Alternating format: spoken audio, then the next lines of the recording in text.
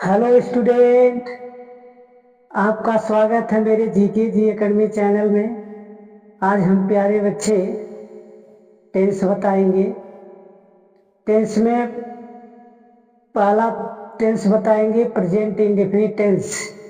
Present indefinite tense का पहचान, अनुवाद और नियम बताएंगे मेरे प्यारे दोस्तों। ध्यान से देखिए कैसे ये होगा। देखिए हम आपको बताएंगे प्रेजेंट, ठीक है ना, PRESENT प्रेजेंट इंडेफिनिट INDEFINITE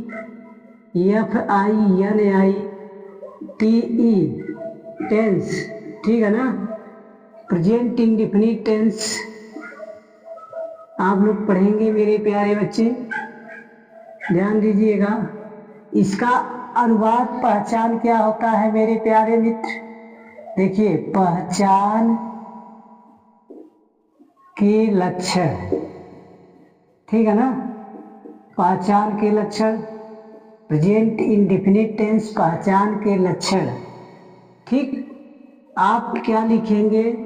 जिस हिंदी वाक्य के अंत में, जिस हिंदी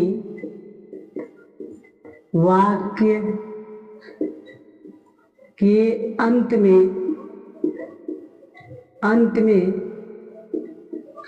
ता है, ठीक है ना, ती है, ते हैं, ध्यान दीजिएगा। आदि शब्द आते हैं, आदि शब्द आते हैं तो उसे प्रेजेंट इंडेफिनिट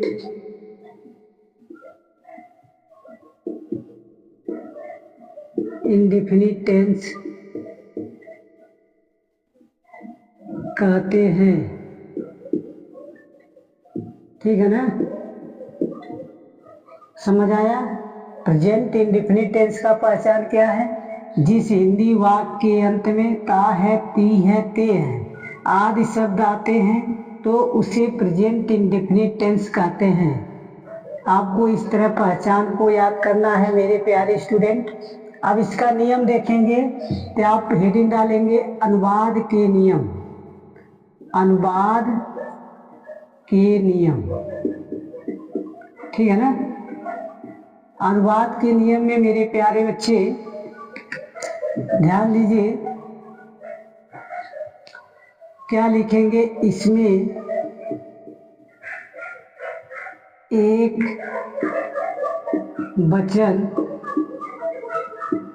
एक वचनकर्ता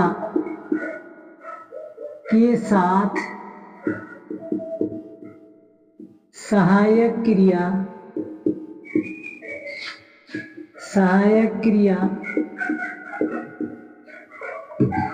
यस अथवा ईएस का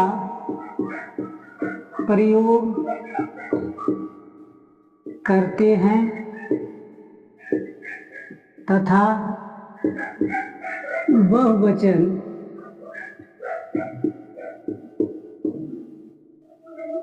बहुवचनकर्ता के साथ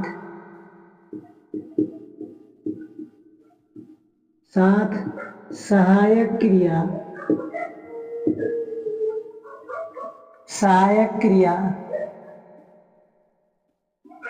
यस अथवा ईएस का प्रयोग नहीं करते हैं तथा मुख्य क्रिया के अंत में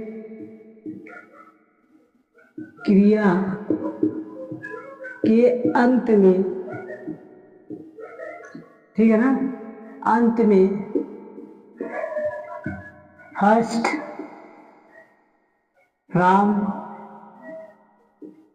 का प्रयोग करते हैं तथा नकारात्मक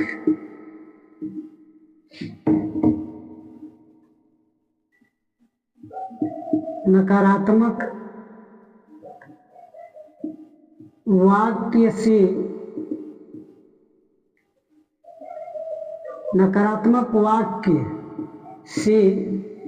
ठीक है ना, डच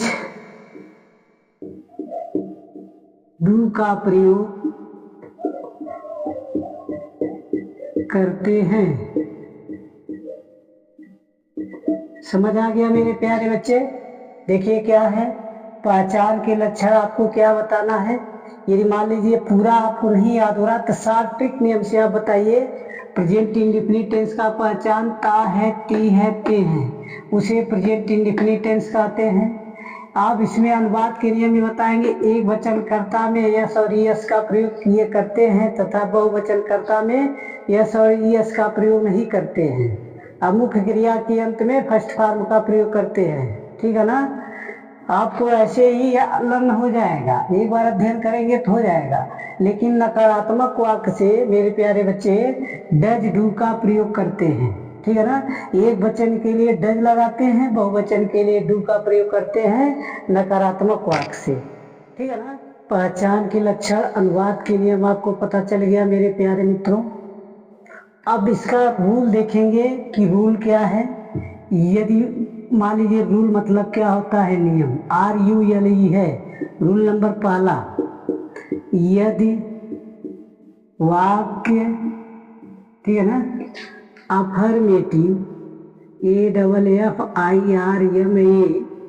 AFFIRMATIVE अफर्मेटिव सेंटेंस, ध्यान दीजिएगा, का है तो इस तरह आपको लिखना है। ठीक है ना, अफर्मेटिव सेंटेंस का है, ये प्रेजेंट इंडेफिनिट टेंस का है। जो हम इसके पहले पहचान अनुवाद आपको बताए हैं, उसी का अफर्मेटिव सेंटेंस है। ये पहले सूत्र में क्या लिखते हैं, सब्जेक्ट लिखते हैं SUBJECT, उसके बाद क्या लिखते हैं EMB मतलब मुख्य क्रिया जेके मेन वर्ब कहा जाला। फिर उसके बाद क्या लिखा जाला, फर्स्ट फॉर्म। ठीक है ना, फिर उसके बाद क्या लिखते हैं यस अथवा ES, यस अथवा ES। ठीक है ना, उसके बाद क्या लिखते हैं ऑब्जेक्ट लिखते हैं, उसके बाद क्या लिखते हैं आप ETC लिखते हैं, मतलब इत्यादि होता है। ठीक है ना, यानी अफर्मेटिव सेंटेंस को हिंदी में साधारण वाक्य कहते हैं। और उसके बाद क्या है, subject, main verb, first form yes अथवा ES, ऑब्जेक्ट ETC। सब्जेक्ट का मतलब कर्ता होता है, EMB का मतलब मुख्य क्रिया के साथ फर्स्ट फॉर्म, यस अथवा यस सहायक क्रिया होता है, ऑब्जेक्ट का मतलब कर्म होता है, ETC का मतलब इत्यादि होता है। जैसे एग्जाम्पल मान लीजिए कोई दे दिया आपको, ठीक है ना, आपको कोई एग्जाम्पल दे दिया कि वह आम खाता है, बताइए किस टेंस का ट्रांसलेशन है। तो आप तुरंत वाक्य के लास्ट में जाइए, देखिए क्या लिखा गया, ताती लिखा गया ना, तो ताती आप दिमाग में तुरंत लगाइए कि ताती किस टेंस में हम पढ़े थे। आप ताती किस टेंस में पढ़े थे, प्रेजेंट इंडेफिनिट टेंस में पढ़े थे। पहचान में ता है, ती है, ते है पढ़े हैं, तो आपको पता चल जाएगा ये वाक्य जो है प्रेजेंट इंडेफिनिट टेंस का है।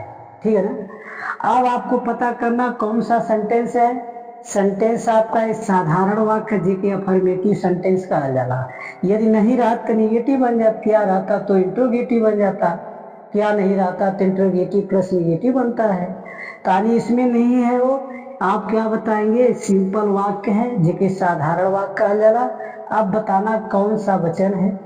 ठीक है ना, तो वचन में आपको ये देखना है आपका वचन क्या होता है। ही सी एक वचन होता है।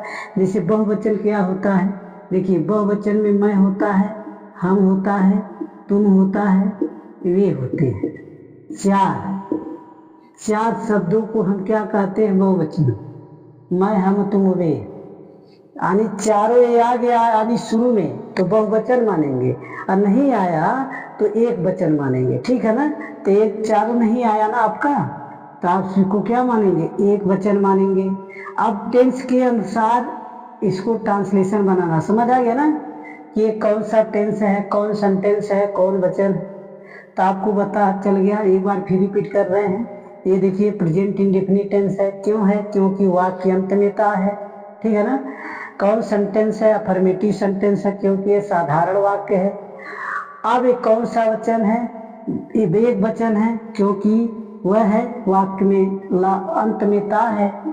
तो आपको बताया गया ता ती एक वचन होता है, ते और ताहू आपका क्या होता है? बहुवचन होता है। तो अफर्मेटिव सेंटेंस में आपको साधारण इसके अनुसार, सूत्र के अनुसार आपको ट्रांसलेशन बनाना है। तो मान लीजिए सबसे पहले कर्ता लिखा गया, तो सबसे पहले कर्ता आप ढूंढेंगे क्या है? ही है, ठीक है ना। ही के बाद आपका मुख्य क्रिया क्या है? मुख्य क्रिया खा है। तो खा क्या आपका? ईट होता है। तो ईट में क्या जोड़ेंगे? यस लगाएंगे या यस लगाएंगे? ईट में हम यस लगाएंगे, ईट्स हो जाएगा, ठीक है ना। उसके बाद क्या लिखेंगे? Mango, MANGO। समझ आया ना। अब कब यस लगता है, कब यस लगता है, ये भी देख लीजिए। मुख्य क्रिया के अंत में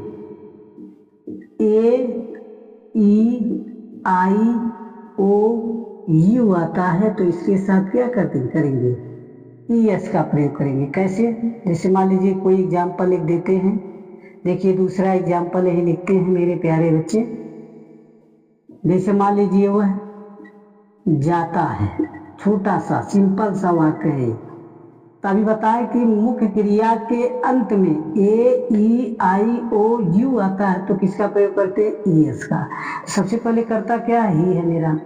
मुख्य क्रिया क्या है आपका? मुख्य क्रिया जा है। तो जा में देखो वो में ओ आया, ओ के साथ ES लगा सकते हैं कि नहीं? तो इसका ट्रांसलेशन क्या बनेगा? He goes. समझ आ गया मेरे प्यारे दोस्तों?